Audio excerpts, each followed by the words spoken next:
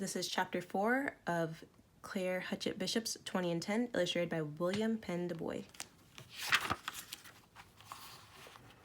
The real thing.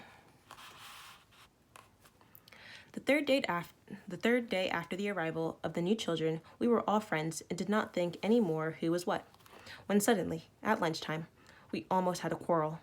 The new children insisted on giving us back some of their share of food, and we wanted to give them something from our own plate. Sister Gabrielle said, "Boys and girls, all plates are alike, and you should eat just what is in front of you. That's all." When we went out, Philip said, "I don't like it. We have to do something about this." Henry said, "Let's have a meeting." So we all gathered together. Philip explained, "My point is this. I like to eat fairly well once in a while." Philip is tall and large. "And I like my buddies to eat fairly well once in a while too. So I suggest we take turns. One person at each meal passes his plate all around the table, and the rest of us sharing a little off of our own plates. That will make quite a meal, and by, everyone in turn will come to have almost his fill for once. How is that?" "Grand," said Arthur. "Only, do you think that Sister Gabrielle will let us do that? She didn't seem to approve of anything this noon except eating just what had been placed before us." "Oh," said I, "you don't know Sister Gabrielle yet. She understands everything. We have but to explain. Here she is. Let us ask her." But we never had a chance, because Sister Gabrielle spoke first. "Boys and girls," she said, "I have to go down to the village. Delafit is the name, which means God made it. I can't help it. It is the name. I haven't called at the post office for 2 weeks. There may be letters, and even some food packages for some of you in which we can all share. We need that extra very badly. So I have to go. Now listen, I won't be long. It is a 3-mile walk. That makes 6 miles both ways. Of course, it will take a little longer coming up again, but I should make it in about 3 hours and a half. It is 1:30 now. I should be back around 5, before it gets really dark. Can you stay here all by yourselves, behave as you did the other times?" We all said yes right away. We, that is, all but the new children. We're used to that arrangement. About every fortnight, Sister Gabrielle went to Delafit to get the mail and packages. We always managed nicely, all by ourselves while she was gone. That's what happens when there is what grown-ups call an emergency. Then people, especially children, can do things they never would have done before. Sister Gabrielle knew that she could trust us. But George, looking very worried, spoke up. "Sister, what about Herod's soldiers? The Nazis?" A shadow crossed Sister Gabrielle's face. "That is in the hands of God," she said. "However, don't worry about it. If I go now, it is precisely because I have heard, grapevine fashion, that the Nazis have all left the neighborhood and are busy hunting for people on the other side of the Rhone River, 50 miles from here. Otherwise, I would not go. And I won't be long. So now, be good. There are 30 slices of bread cut in the kitchen and 30 apples." "Apples?" we shrieked. "Yes, it is a surprise. You can have a picnic." After she was gone, we did not do anything for quite a long time. We watched the white wings of her headdress getting smaller and smaller on the road, while the large empty basket she carried kept swinging in the crook of her arm. When she had disappeared, Philip said, "What about having that picnic right now and getting it over with?" We all liked the idea. In those days, we had so little to eat that we were ready to start all over again right after a meal. So we went into the kitchen and we brought out the bread and the apples and we ate it all. I say we, the 30 of us. If I don't speak about everyone, it is only because it would take too much time. Also, It happened that some of us had more ideas than others, and they are the ones I remember best. But the 30 of us were in it, right straight through, all together. We could not have done it any other way. After we were through the picnic, George said, "What about playing the flight into Egypt again? Arthur could be Joseph." Well, I suppose George was rather fed up with being Joseph, especially because of what had taken place the last time. Only his offering Arthur the part made it impossible for me to be Mary again. That is, I too had to offer to give up my part. That made me mad. Not only because I liked to be Mary, but because if I were to give up my part, I wanted it to do so all by myself, and not be pushed into it, so to speak, by somebody else.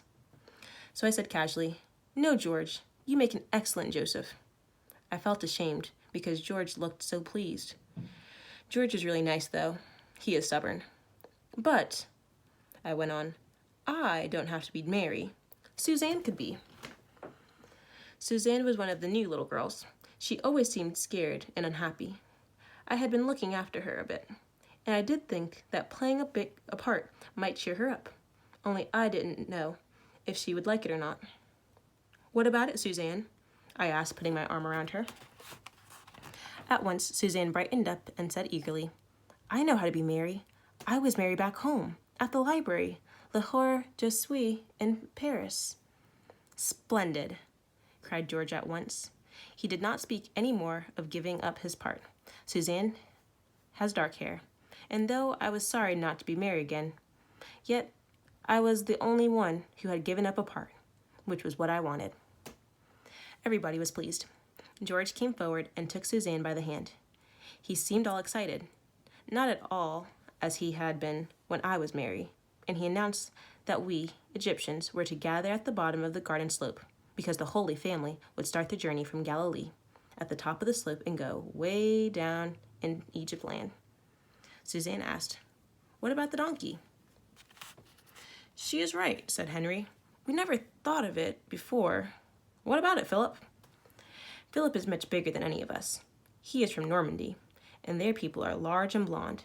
They shave as Americans do. Of course, Philip did not shave. Not yet.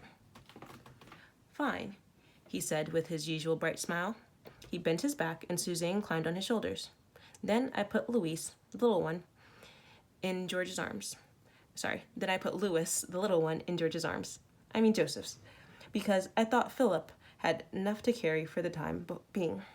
I said to Mary, "You can always take Jesus in your arms when you rest on the road." Then all us Egyptians ran down to the bottom of the slope. We could see the Holy Family up there, and right away we were delighted when Suzanne's acting. She turned her head partly around. She shaded her eyes and with her hand and looked far down the valley behind her. "Good," said Henry. "She's looking for haired soldiers." "They're coming! They're coming!" shrieked Suzanne. "She is good," approved Harry placidly. We all called, "Quick! Come down into Egypt! Quick!" While we were still waving, we saw Suzanne slip off Philip's back and run toward us at top speed. She tumbled into the midst of us, shaking from head to foot. "They're coming! They're coming!" she yelled, and suddenly Philip and George were also among us, panting. "They're coming! They're coming! The Nazis are coming!" "What?" we shrieked, and we all raced up the slope and looked the smaller ones taking turns on Philip's back. Far, far down on the valley road, 2 green spots with helmets moved toward us on bicycles. We looked at one another, terrified. Then, I don't know how, but Henry, Arthur, Denise, and we all said it at once. "The cave." And we ran towards the back of the house. The others followed us. Henry said to all of us, "No time for explanation. The 4 of us here know about a cave. Arthur, do you think you can find it again all by yourself?" "Yes," said Arthur quietly and firmly. "All right," said Henry. "Then you, the Jewish boys and girls, go with Arthur and hide in the cave, and stay there and do everything Arthur tells you to do. And wait. He ran inside the house and came back with an empty pitcher and gave it to Arthur. Take this and fill it with water at the stream for drinking. Nobody knows how long you will all have to stay hidden. Arthur said briefly, Thanks. No matter what happens, we won't budge from the cave until one of you comes to give us the all-clear signal. Let's go. The Jewish children moved right along. They did not make any fuss. They did not ask any questions. They were used to danger. It took less time for them to disappear than it takes to tell it. When they were gone, Henry spoke up. Now listen, all of you. The hunt is on. Within half an hour, the Nazis will be here. They are going to ask questions. We cannot betray. If we do, the Jewish boys and girls will be taken away, and we know the rest. So I just suggest we play dumb. We just don't answer. Not a thing. Not even good day. Do you understand? We don't speak. Not one word. Not one word. We all said, That's right, we don't speak. Not one word. Not one word. Then we went back to the front of the part of the yard. There was no use climbing on Philip's shoulders anymore. The Nazis were plainly in sight. Henry looked more upset than I had ever seen him before. I wish Sister Gabrielle were here, he kept saying to me. I ran inside the house, looked at the clock, and came back. It's nearly 5 o'clock now, I said. She cannot be long. She could be here any minute. Henry shook his head. If she were, he answered, we could already see her on the road. It looks bad. Let's play, I suggested. What? Asked Henry gloomily. Leapfrog, I said. It was Henry's favorite game outside of make-believe. All right, come on, all of you, called Henry. We're going to play leapfrog, all of us. And so, it was that when the two Nazi soldiers came into the yard, pushing their bicycles in front of them up the slope. We were leaping over one another at an ever-increasing speed in an unending line. Good day, children, said the soldiers in perfect French. We all stopped playing, but did not answer. We just looked at them. Good day. Can't you answer? Silence. Are you mute and deaf? Silence. My. It was a hard climb, said one of the soldiers. Am I thirsty? Any water around here, children? No answer. Come on, you pretty little girl. Won't you show a soldier where to get a drink? And one of the soldiers extended his hand toward Denise and caressed her cheek. Abruptly, Denise sat down on the ground. We all laughed. That was a big mistake, because it made the soldiers mad. All right, the one who had looked rather young said sharply. We will take care of all of you later. Come on, he said to the other soldier. We don't need them. We can search the house alone. In they went, and we all sat down on the grass. There was nothing else to do. We heard them going all over the house. We knew they could not find anything, because the Jewish children had only the clothes they wore on their backs.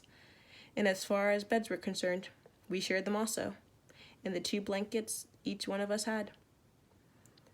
Philip bent his head near the ground and whispered, It's lucky we ate the 30 pieces of bread and the apples right away. It certainly was, or else the Nazis could have known for sure that 10 of us were hiding somewhere. Presently, the soldiers came back, and they made a sign for us to go inside. We did, and they waited until we were all seated. Then the young one, who seemed to be in command, said, Children, we don't want to be mean to you. But you have to answer us. Don't you have other children with you? Just say yes or no. Dead silence. Why don't you answer? We are your friends. Really? Are there some Jewish children with you? Not a word from the 20 of us. You nasty brats, bellowed the soldier. I know how to make you talk. A shiver ran through me, and I glanced at the window, hoping to see Sister Gabrielle's white headdress coming up the path. But the road was deserted, and dusk was falling. It's no use looking out the window to see if your teacher is coming. I heard the soldier say, and I knew he was speaking to me. Your teacher has been caught. She is in prison. So, you see, you had better talk. Sister Gabrielle, in prison? I recalled the young man's phrase, you could be shot for this. As I opened my mouth in horror, my foot was stepped on ruthlessly. It was Denise, sitting next to me. That foot said, pretend, pretend, fool them. I understood, and I made myself look like an idiot. That one looks stupid, said the soldier who was older. She certainly does. Meanly, the other soldier scoffed. Better try this one. He looks bright. He meant Henry. Come here, boy. You. Yes, you. Henry got up and went forward slowly. Now, said the young soldier, you can tell us where the Jewish children are. If you don't, you'll be sorry. No one is against us who is smart. Now speak up, or else. Henry stood there, facing the Nazis in silence.